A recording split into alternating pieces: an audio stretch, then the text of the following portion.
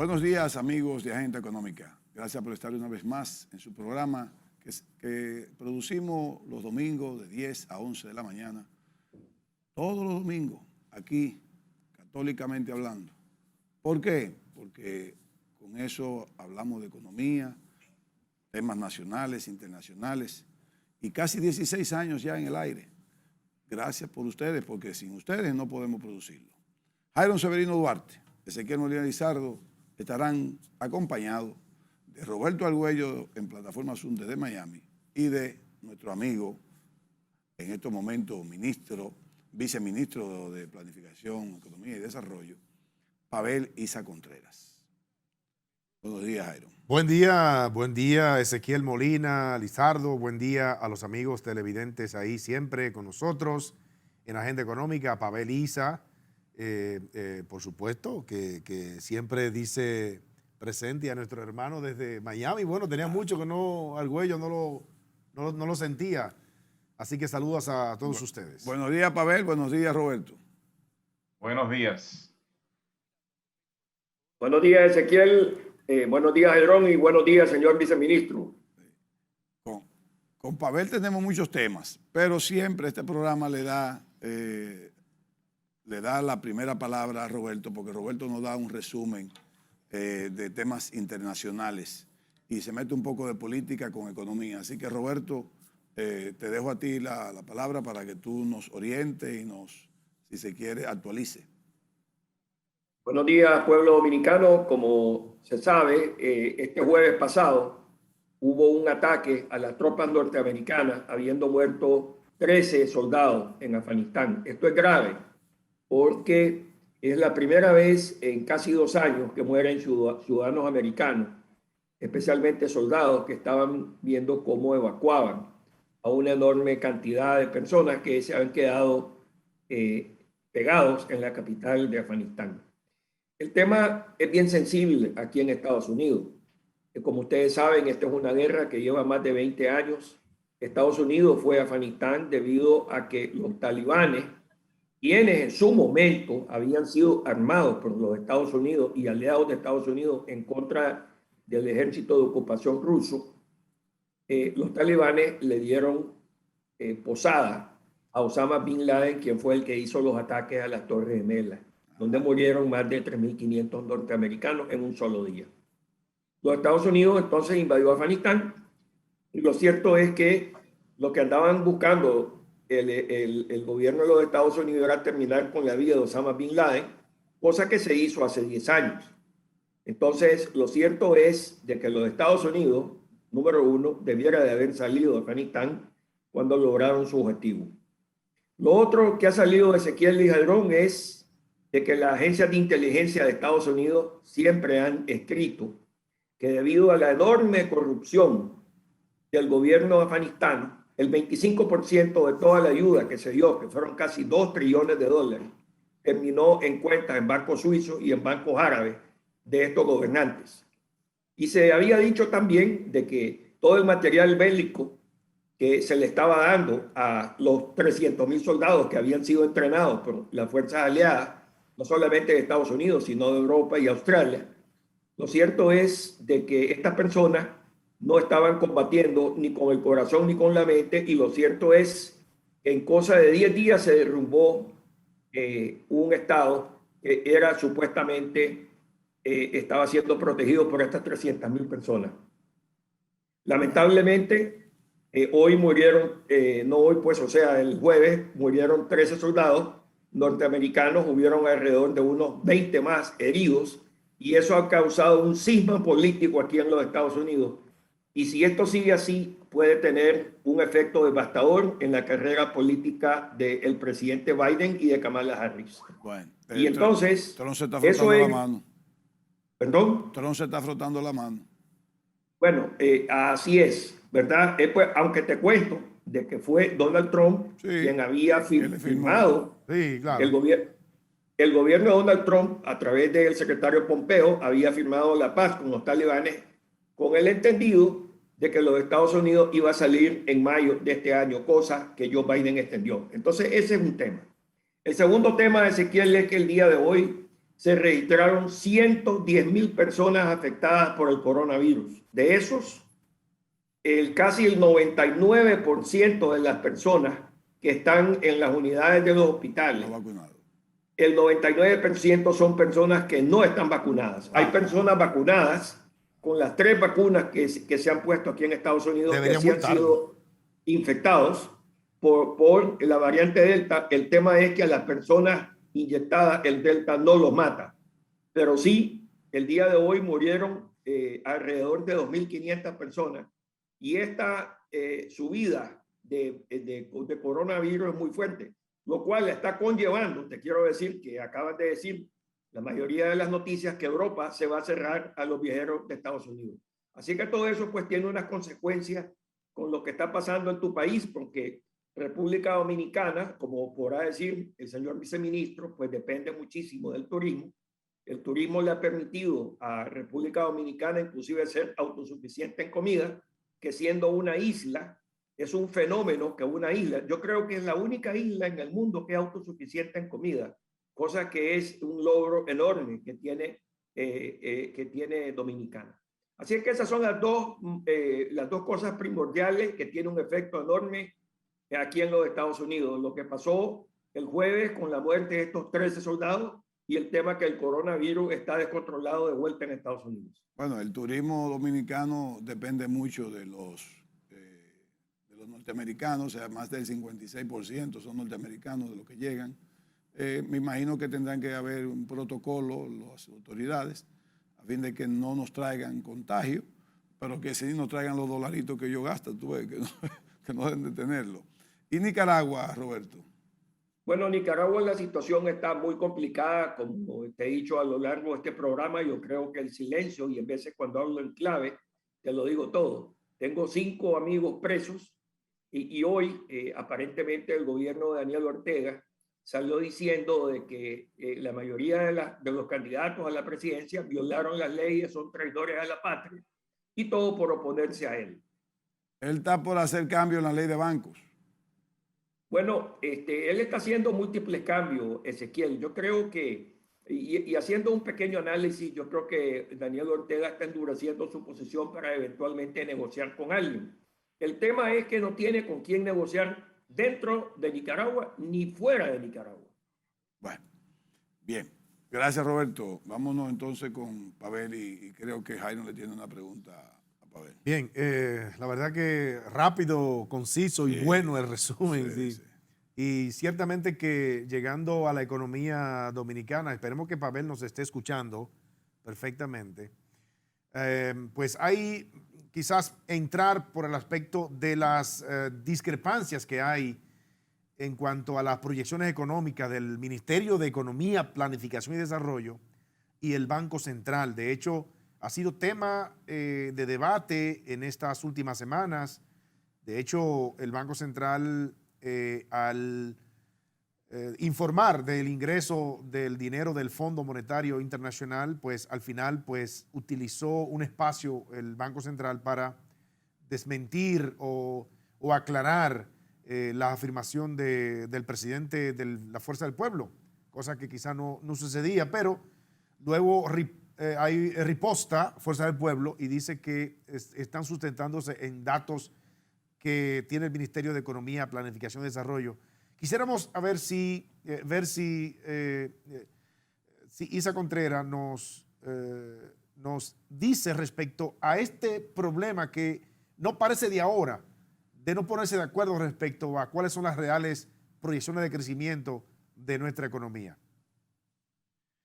Gracias por la pregunta. Mira, el día de hoy se produjo una reunión precisamente para discutir el marco macroeconómico de la República Dominicana. El Banco Central, el Ministerio de Hacienda y el Ministerio de Economía trabajan continuamente poniéndose de acuerdo, utilizando los diferentes modelos que utilizan las 3 instituciones para proyectar el crecimiento económico, que depende de un conjunto de factores.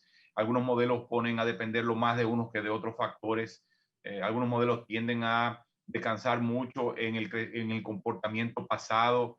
Otros ponen un poco más de énfasis en las circunstancias concretas que está viviendo la economía.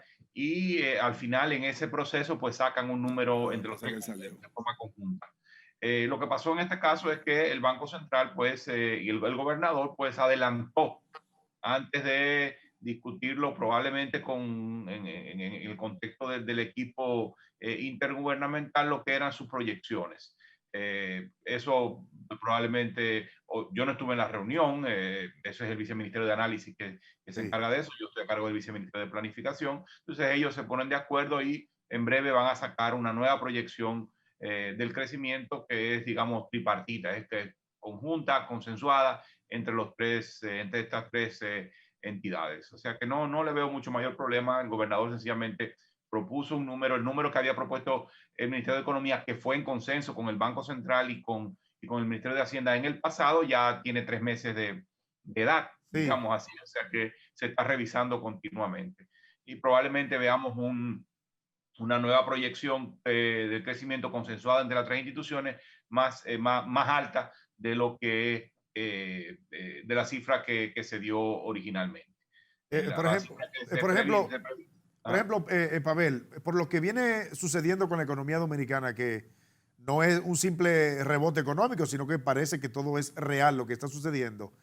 El Banco Central ha movido 3 veces sus proyecciones, la ha variado 3 veces ya la proyección de crecimiento.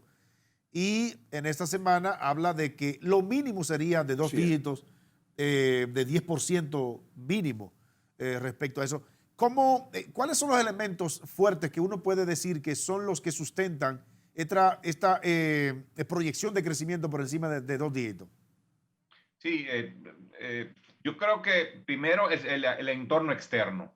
El entorno externo está siendo muy favorable, si bien hay amenazas con las variantes del coronavirus que pudieran significar un riesgo para ese crecimiento. Todavía el entorno internacional es muy positivo, hay una recuperación económica en Estados Unidos importante, también en China, y entonces el sector externo se está comportando de manera muy positiva, las exportaciones están creciendo de manera significativa, pero además el turismo también está creciendo. La cifra de julio de arribos de turistas, de extranjeros no residentes, estrictamente de turistas, descontando el fuerte incremento de arribo de dominicanos no residentes, o sea, residentes descontando eso, en julio recibimos el equivalente al 72% de lo que recibimos en el 2018. Y si lo utilizamos el porcentaje de 2019, el número de 2019 es todavía más alto. O sea que estamos llegando, gradualmente nos vamos acercando al nivel histórico de turismo. Todavía falta un trecho, menos del 30%.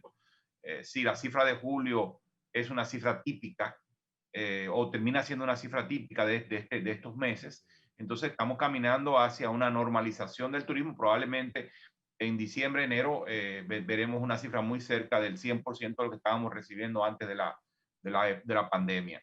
Eso, además, las remesas están jalando mucho el consumo. Las remesas equivalen al 30% de las importaciones de este país. O sea, los dominicanos residentes en el extranjero, por así decirlo, quizá una forma muy relajada de decirlo, pero los dominicanos dominicanas residentes en el extranjero compran el 30% de las importaciones que este país adquiere.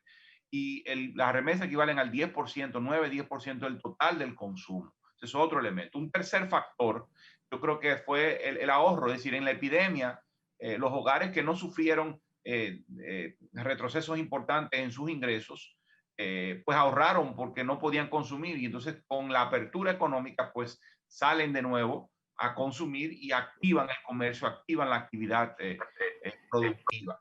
Entonces esos elementos están marcando el crecimiento. Claramente, de base a todo esto están varias cosas. Primero, está la reapertura misma. Es decir, esto tiene un nivel de restricción desde el Estado menor que en el pasado. Eso te crea y además la política monetaria sigue siendo una política monetaria laxa que permite tomar crédito barato, y es mejor tomarlo ahora barato que después que no vayan cuando suban la tasa de interés, la política monetaria se normalice. Entonces, eso está creando un entorno bastante favorable. O sea, apuntas, por ejemplo, 3 elementos básicos: consumo, exportaciones y la política monetaria laxa. Porque, claro, ya las remesas que se traducen en consumo, tampoco sería bueno creerse que las remesas terminarán el año con la misma velocidad con que comenzaron. Es obvio, ¿verdad? Eso es un punto importante. Incluso uno pudiera pensar que el alto ritmo de crecimiento de las exportaciones se va a moderar en el segundo semestre del año, porque tampoco pudiera no ser tan veloz. Uno no lo sabe todavía, yo no he trabajado mucho el tema, pero quizás lo prudente es decir, mira, las exportaciones han venido creciendo en este primer semestre del año de manera significativa y probablemente se van a moderar en el segundo semestre, si bien todavía van a estar en el lado positivo con un crecimiento. Igual las remesas, pero definitivamente estoy de acuerdo con lo que tú dices, las remesas deben moderar su crecimiento de manera importante en la medida en que, aunque hay recuperación económica en Estados Unidos y hay un aumento en el empleo, pues los efectos de las ayudas federales a los hogares pues se va a tener que disminuir. De ahí la importancia de que reemplacemos la fuente de crecimiento que actuaron en el primer trimestre y que pudieran, en el primer semestre, que pudieran moderarse en el segundo semestre, sean compensadas con un fuerte aumento del gasto de capital del gobierno, que yo creo que eso es lo que va a suceder. Pero no está sucediendo. Sí. Estamos viendo las cifras ya preliminares de las últimas 3 semanas, cómo el gasto de capital empieza a moverse, las inversiones públicas empiezan a mostrar en los registros mucho más... Importante dato ese. Pero a mí no me cabe duda que las remesas pasarán de 10 mil millones de dólares. No me cabe ninguna duda. En términos agregados, por supuesto que va a ser muy alto, pero probablemente los números del primer semestre del año, los números del segundo semestre del año van a ser un poco más bajos que los del primer semestre, aunque en general tanto los del primero como los del segundo semestre van a ser mucho más altos que los números que hemos visto en el pasado. Me quiero prolongar un poquito en este segmento porque no quiero cambiar de tema. Para Pavel Isa Contreras, viceministro de Planificación, ¿cuáles son las proyecciones que tú entiendes que vamos a tener en crecimiento, en inflación, la que tú puedes proyectar como profesional o como viceministro? Mira, yo preferiría esperar a que mis colegas del Viceministerio de Análisis, junto con el Banco Central y con el Ministerio de Hacienda, pues planteen la cifra que ellos entiendan, pero probablemente se va a estar al menos acercando a 2 dígitos. Si vamos a ver un crecimiento, es decir, si hace unos meses, hace un par de meses, 3 meses, estamos hablando de 7.5 y las perspectivas todavía hoy son más positivas, probablemente estas cifras superen el 8 o podría incluso por encima del 8%, 9% cercano a 10. No quiero decir que va a ser 10 porque tampoco tengo la certeza, u 11, pero eso pudiera andar por ahí. O sea, lo que dice el gobernador, lo que dijo el gobernador, pudiera ser bastante razonable. Creo que todo el mundo está esperando eso. Eso en cuanto a crecimiento, o sea, una cifra mayor al 7.5%. Entonces, no quiero decir una precisión al respecto. Y en inflación, pues mira, lo que estamos viendo, lo que vamos a esperar en el segundo semestre es una moderación de la tendencia inflacionaria, en la medida en que el precio de los commodities empieza a bajar. Eso se decía en el primer semestre del año, las previsiones hablaban de un aumento en los precios de los commodities, pero en el segundo semestre una moderación, cuando no un declive. Y eso ya lo estamos viendo. Los precios del petróleo ya no siguen creciendo, se han estabilizado, aunque han venido fluctuando, se estabilizan, no crecen más. Los precios de los commodities no han seguido creciendo. Donde está el problema, sí, es que es el precio del transporte marítimo, sí sigue creciendo. Ahí sí hay un elemento de inflación importada. Y eso te va a hacer que la inflación, pues a nivel anualizado, pues vaya acercándose, como lo ha dicho el Banco Central, a la meta. Entonces, para que la gente esté clara, podría andar llegar a terminar siendo 5%, que sigue estando dentro del rango meta, que es entre 3 y 5%. Entonces, Pavel, para que la gente esté clara, no hay contradicción en la cifra que dice el ministerio y la que dice el Banco Central. Esa fuerza política que dijo esto no tiene la razón. O sea, ustedes están en la misma armonía del Banco Central. No, es que la cifra que dio el Ministerio de Economía de 7.5% es la cifra que se combinó con el Banco Central y con el Ministerio de Hacienda. ¿No? Pero hace 3 meses de eso, es por eso. Exacto. Es que hace 3 meses. O sea que la fuerza del pueblo está cogiendo datos ya atrasados. Ahora va a venir otra cifra que se va también a publicar, el Ministerio de Economía la publica pero la publica junto con el Banco Central y el Ministerio de Hacienda, y probablemente esa cifra se acerca a lo que ha dicho el gobernador. Generalmente los modelos de predicción y los acuerdos, los modelos de predicción convergen, o sea, son parecidos, pueden haber diferencias, y suelen, lo que hacen mis colegas que trabajan estos temas es ponerse de acuerdo y decir, mira, aunque todos estén dando un 11%, vamos a ser más cautos porque hay algunos factores, entonces vamos a predecir que es 10. Okay. Siempre tienden a bajarlo un poco para no... Mejor subestimar, para quedar mejor. Iron quiere todavía prolongar el segmento, tiene que hacer una pregunta. No, pero lo digo porque, Pavel, creo que con este impasse de alguna forma u otra, porque los que trabajamos estos temas en los medios de comunicación, pues uno al ver estas diferencias, uno pues claramente establece que no hay una coordinación. Y claro, ya acaba de decir que las aguas se están normalizándose, que hay de alguna forma u otra, están acordando cuál va a ser la metodología de predicción. No, es que está en el mismo bote. Está en el mismo bote. Ahora, ¿no consideras tú que debe haber quizás algún tipo de explicación un poco didáctica para que la gente lo entienda, el pueblo común y los que hacen opinión pública, que a partir de ahora no habrá dificultades, pero además que socialicen cuál es la metodología? Pero el Banco Central siempre lo ha dicho. No, pero el problema es que hay diferencia entre los dos. No, pero, pero él acaba de decir que no. Que bueno, no pero vamos. Si hay algo que ha hecho el Banco Central siempre es ser didáctico. Vamos a ver qué dice Pavel. No, miren, la cifra del 7.5 es una cifra vieja. Sí. Y ahora vendrá una cifra nueva. Eso es todo. Ahora, eso no es didáctico.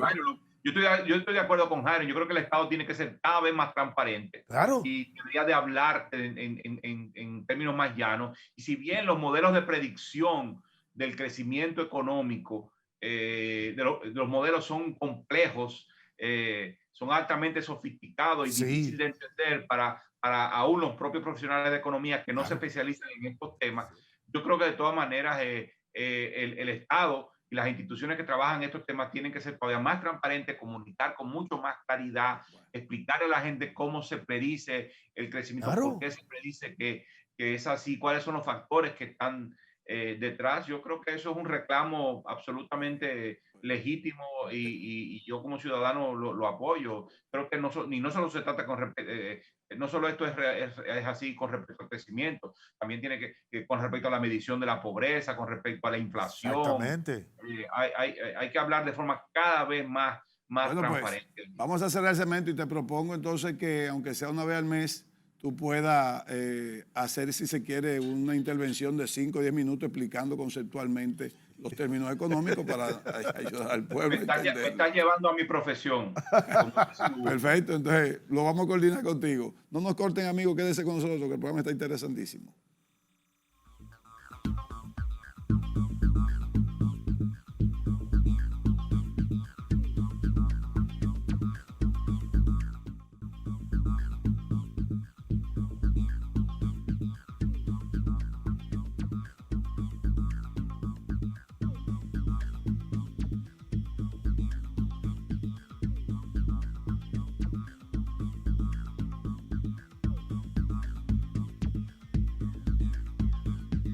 Continuamos nuestro conversatorio con Pavel Isa Contreras, viceministro de Planificación.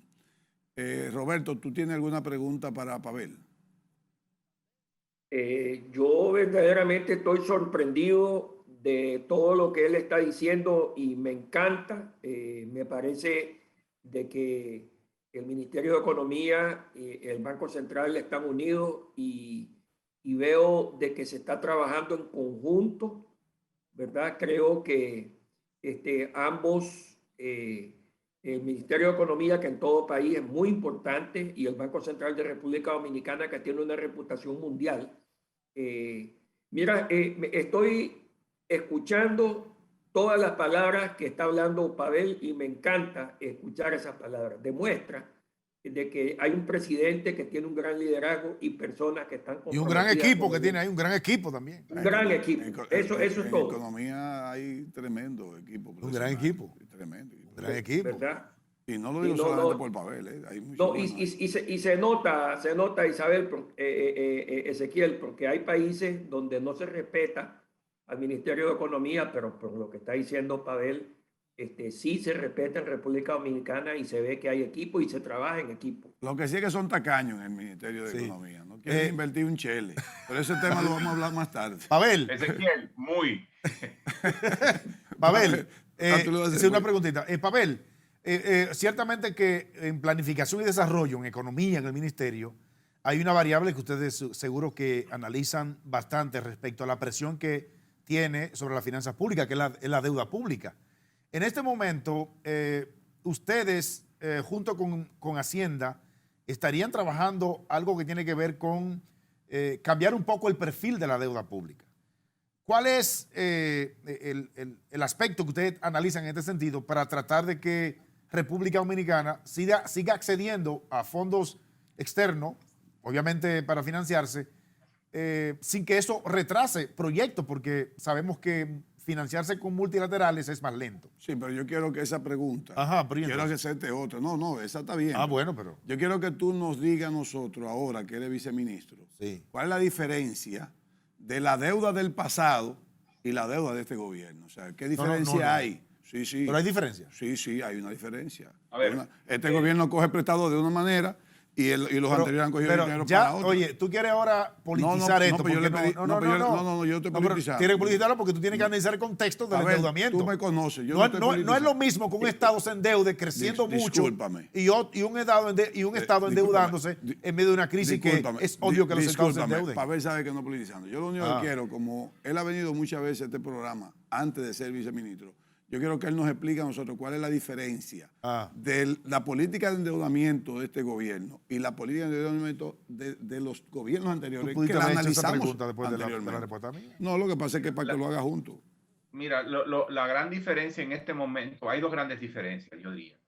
Una diferencia es que el endeudamiento en este gobierno se hace en un contexto de crisis, de una crisis sin precedentes. Sencillamente no había ninguna otra alternativa frente a la situación fiscal que se derivó y que se ha derivado de la pandemia y de la crisis económica, que incrementar el total de crédito para solventar la situación. Los ingresos públicos se cayeron debido al mandato de cierre de las actividades económicas para contener la epidemia. El gasto público aumentó tremendamente por las ayudas sociales y también por el costo de la atención en salud. Solo en vacunas se prevé que se van a terminar gastando 30,000 millones de pesos. Eso es mucho dinero. Entonces se hizo un contexto de crisis, mientras que en el pasado el crecimiento de la deuda se dio, especialmente en el pasado más reciente, se dio en un contexto de bonanza, de bonanza internacional. Es decir, entre 2014 y 2019, la economía internacional estaba creciendo de manera significativa, los precios del petróleo se habían derrumbado, estábamos en un momento óptimo para hacer una transformación de la fiscalidad, cumplir con la Estrategia Nacional de Desarrollo, de pactar una transformación de esa fiscalidad y un ajuste de las finanzas públicas que permitiera al Estado estar en mejores condiciones para enfrentar no solo las deudas, sino especialmente el desafío del desarrollo, es decir, proveer los servicios públicos fundamentales que apuntalen el desarrollo, y eso no se hizo. Especialmente, y no se hizo ya también en parte por la situación institucional que estaba viviendo el gobierno recién pasado, es decir, la administración, no 2012 o 2017, me refiero especialmente a la 2016-2020, donde el gobierno estaba profundamente marcado por la corrupción, había una animadversión muy grande en la población frente a la forma en que el gobierno gastaba, muchas dudas porque se ejercía de manera muy discrecional el poder para gastar, el uso clientelar de los recursos públicos, y eso implicaba un entorno institucional tan cuestionado que generaba mucha resistencia al cambio fiscal. Yo creo que esta administración se enfrentó a una situación económica la nueva administración, una situación económica sin precedentes, que lo obligó a aumentar el endeudamiento, pero también lo hace con un mucho mayor nivel de credibilidad, de legitimidad.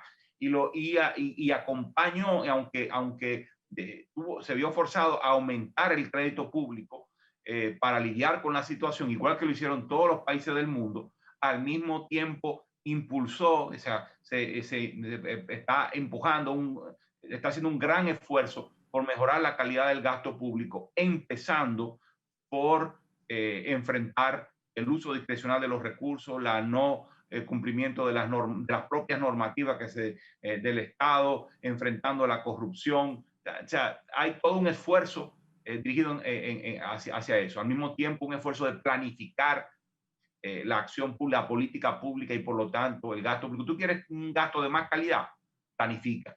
Y eso no se estaba dando. La planificación era un libro bonito, pero sin ningún valor práctico, porque no estaba atado al presupuesto. Ahora estamos trabajando y lo estamos logrando. Ya tenemos más del 50% del presupuesto del año que viene. Tú vas a tener los productos de la planificación iguales a los productos del presupuesto. Es decir, que lo que las entidades reportan a presupuesto y a Hacienda es lo mismo que van a reportar a planificación. De tal manera que van a tener que estar respondiendo por los productos mismos que hagan.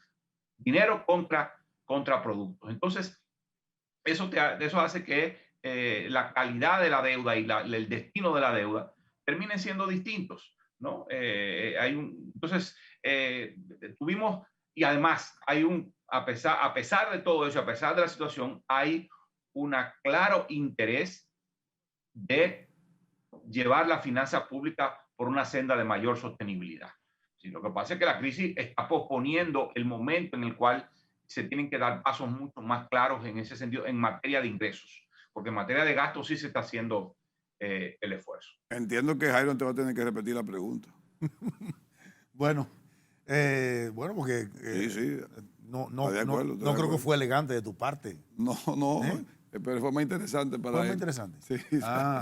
Pero ¿qué pasa? Que en economía y planificación, ahí se planifica el desarrollo de este país. Entonces, la deuda, claro que tiene un peso fundamental en las finanzas públicas y cada día vemos que gran parte de nuestros ingresos tributarios se comprometen en la deuda. Por eso la estrategia que se está trabajando, tengo entendido, en el Ministerio de Hacienda, junto con Economía, de cambiar un poco el perfil.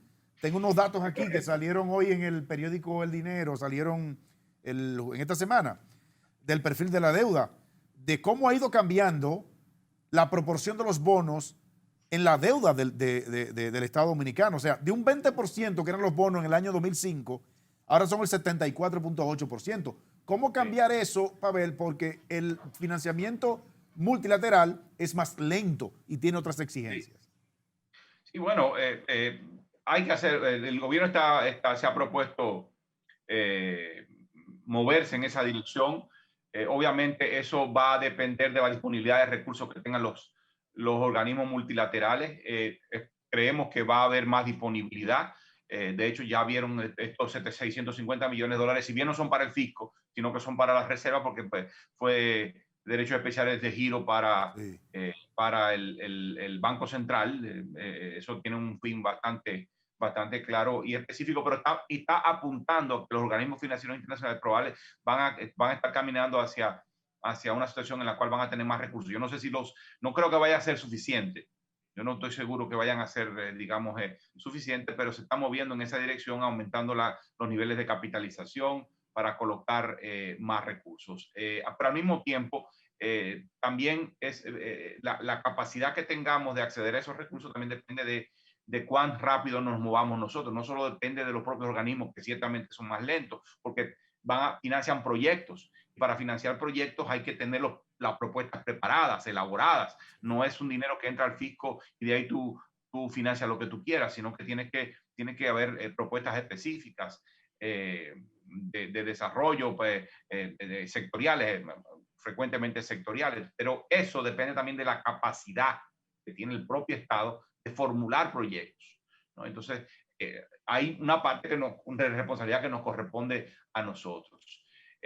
Ahora, también es cierto que dependerá también no solo de los recursos que tengan los organismos financieros internacionales, sino también de los límites que impongan, porque lo que pasó fue que estos países de ingreso medio, como la República Dominicana, el concierto internacional, digamos, lo que apuntó fue a restringir, lo que hizo fue tratar de restringir el acceso a los recursos para estos países, y le dijeron básicamente váyanse a los mercados, que ustedes ya son grandecitos, tienen los pantalones largos, y váyanse a los mercados. Realmente no tenemos los pantalones tan largos, necesitamos recursos más concesionales de más largo plazo, y la crisis lo que debe llamar la atención, y está llamando la atención, es que estos países todavía necesitan recursos de diferentes tipos y que no pueden, que una mayor proporción de su financiamiento debería de depender de este tipo de fuentes, porque el desafío que tenemos es el desafío del desarrollo, no es el desafío simplemente de cerrar la finanza pública, de cuadrarla y tenemos que buscar prestado, no, es que esos recursos también tienen que ser apuntados hacia el desarrollo.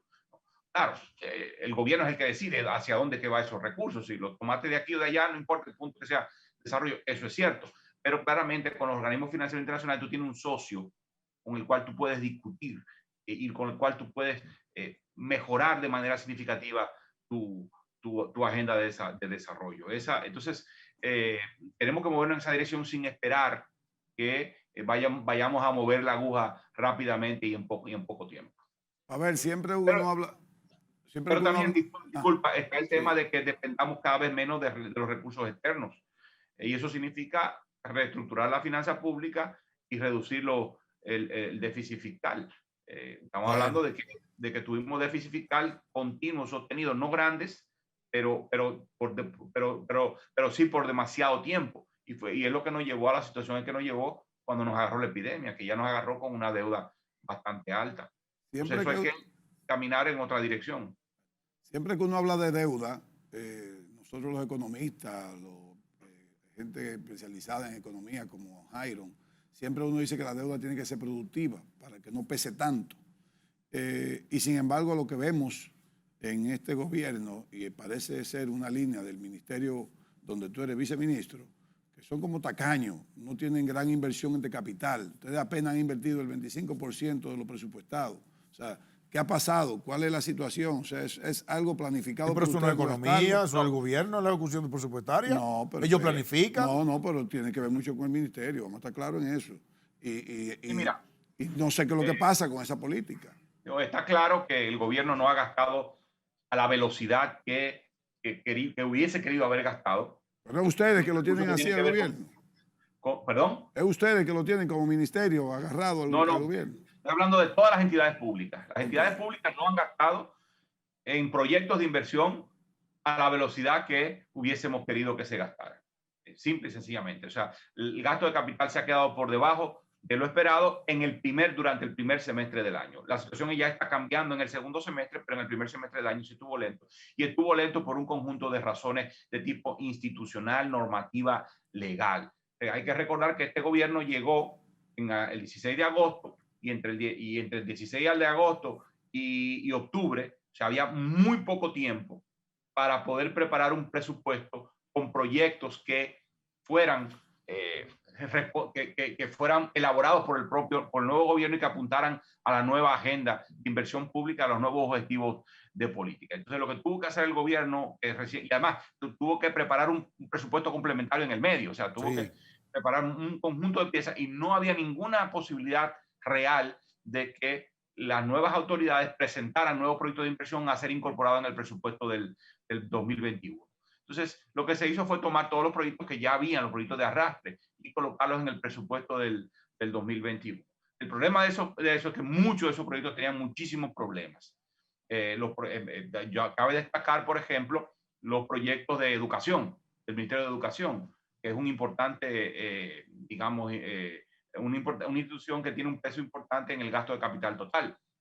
Sí. O los proyectos del Ministerio de Educación o referentes a educación, como particularmente la construcción de aulas. Exacto. Todos los proyectos de aulas ya estaban muy sobrepasados de su presupuesto. Es decir, no se había construido la obra o estaba muy en ciernes y ya todo el presupuesto que se había planteado para esa escuela ya se había agotado. Entonces, tú tenías un problema muy serio ahí. ¿Por qué se agotó? Bueno, porque no consideraron los terrenos.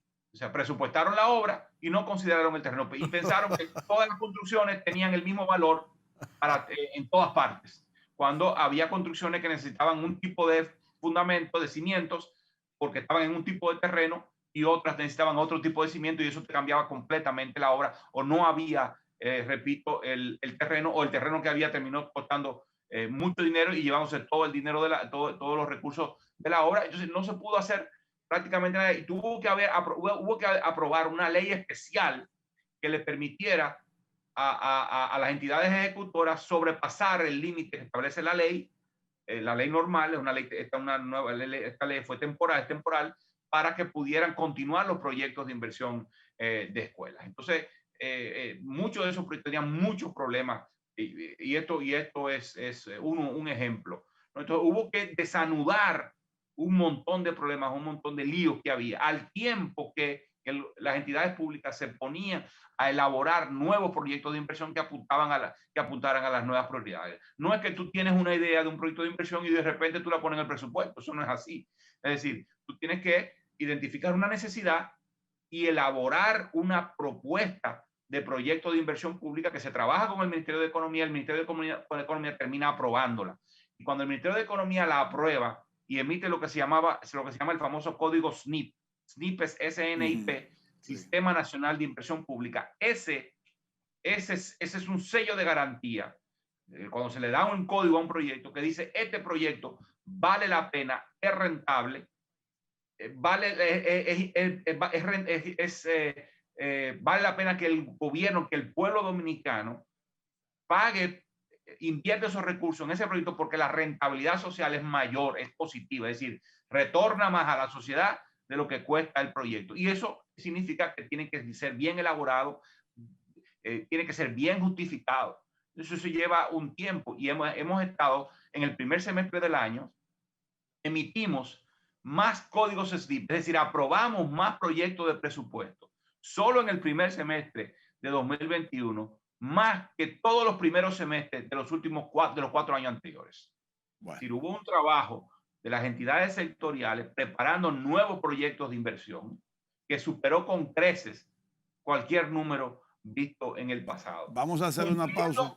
Rigurosamente con las normas. Entonces, todo eso hizo que el gasto no caminara de la forma en que quisiéramos caminar. Permíteme decir algo antes de la pausa. Sí, sí. Gastar mucho es fácil.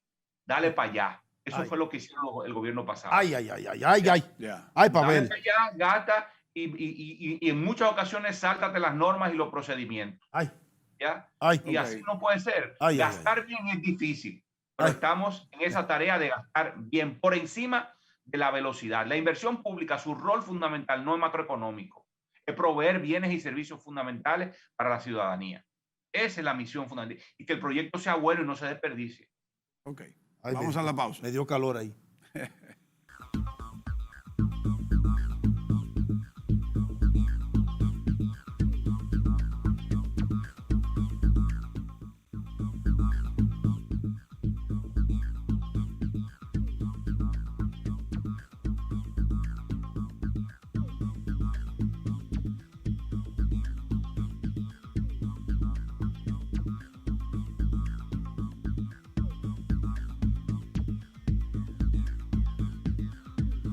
Continuamos con Pavel Isa Contreras en Agenda Económica. Ya estamos en el tramo final. Tenemos poco tiempo. Yo no sé qué pregunta le tienes a Iron, pero yo le tengo una pregunta. Yo tengo otra, Ezequiel. Ah, perfecto. Entonces a la tuya. Haga la suya. Yo tengo otra. Mira, Ezequiel, yo escuché lo que dijo el viceministro y me recuerdo lo que pasó en mi país, Nicaragua, cuando subió al poder don Enrique Bolaños, posiblemente el presidente más honrado y más bueno de la historia de Nicaragua, junto con doña Violeta Chamorro. Y lo que pasó fue que el presidente alemán, Arnoldo, mi amigo, hizo un montón de cositas que no eran muy buenas. Y entonces el presidente Bolaños pasó 2 años desenredando los enredos, los sobreprecios y todas las barbaridades que no se pueden decir en la televisión. Entonces, ¿qué pasa? y yo escuché muy bien lo que dijo el viceministro. Hay un tema muy claro. Una cosa es invertir bien y la otra cosa es quemar cash. Cuando tú quemas cash, lo que tú metes a la economía se quema. Lo que está haciendo el gobierno del presidente Abinader, con los ministros como está él, es que están invirtiendo bien, Ezequiel. Eso es lo que yo escuché. Bien. La pregunta mía es, yo he criticado solamente un aspecto de la compra de la refinería, en un solo aspecto, que es el tiempo de retorno de la inversión. Yo siento que ese retorno de inversión es muchos años y cuando tú haces un análisis económico, a mí no me da el número de que cómo yo voy a invertir un dinero en que yo voy a durar años, pero muchos años para retornar la inversión hecha. Esa es mi pregunta en cuanto a la refinería. No sé si Jairo quiere hacer No, está bien que responda a eso, porque ese es bueno. No, mira, yo no voy yo prefiero que te le hagan la pregunta a mi colega y el ministro de Hacienda, Jochi Vicente. Perfecto. No puedo, no quisiera yo involucrarme en es una pregunta capciosa. No es capciosa. ni es del ámbito, no le compete al ámbito del Ministerio de Economía, la verdad. Perfecto. Tampoco conozco los detalles. Así me gusta. O sea, Bueno, entonces acaba Pavel Issa de decir en este programa Agenda Económica que el gobierno pasado acostumbró a la población dominicana al derroche o al gasto, independientemente de que sea o no de calidad, sea o no planificado.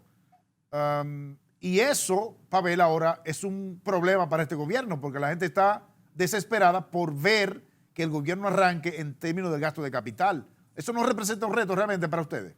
O sí, mira, el problema, uno de los graves problemas que tenemos ahora es lo que se llama el equilibrio económico en los proyectos de inversión pública. Es decir, muchos proyectos de inversión que fueron formulados en, qué sé yo, en 2008, 2009, perdón, o 2016, 2017, que hoy ya los precios están totalmente fuera de los niveles, sí. y los constructores, las empresas constructoras o las empresas contratadas no dan un palo y dicen, no, yo no voy a hacer nada porque este proyecto ya no cuadra. Ya hasta no el 25% cuadra, supera el 25% que permite la ley. El 25% que permite la ley. Dice, no, yo no me voy a meter en esto, ¿no? Y entonces, y además, y hay un tema del equilibrio económico que no hay ninguna norma en el país que diga cómo pudiera el valor de los proyectos de inversión cambiar, mejorarse. Subir, quiero decir, a ajustarse a la realidad. Entonces, ahora hay que meterse en todo esto. Antes lo que hacían eran las adendas y punto. Y dale para allá y así no se puede. Estamos muy comprometidos con gastar bien, yo insisto en esto. Y la idea, el rol fundamental de la inversión pública, quiero machacar esto, no es necesariamente, no es el rol más importante apuntalar la demanda agregada y activar la economía. Eso es un rol que tiene. Pero el más importante es dotar de capital, de infraestructura a este país. Bien.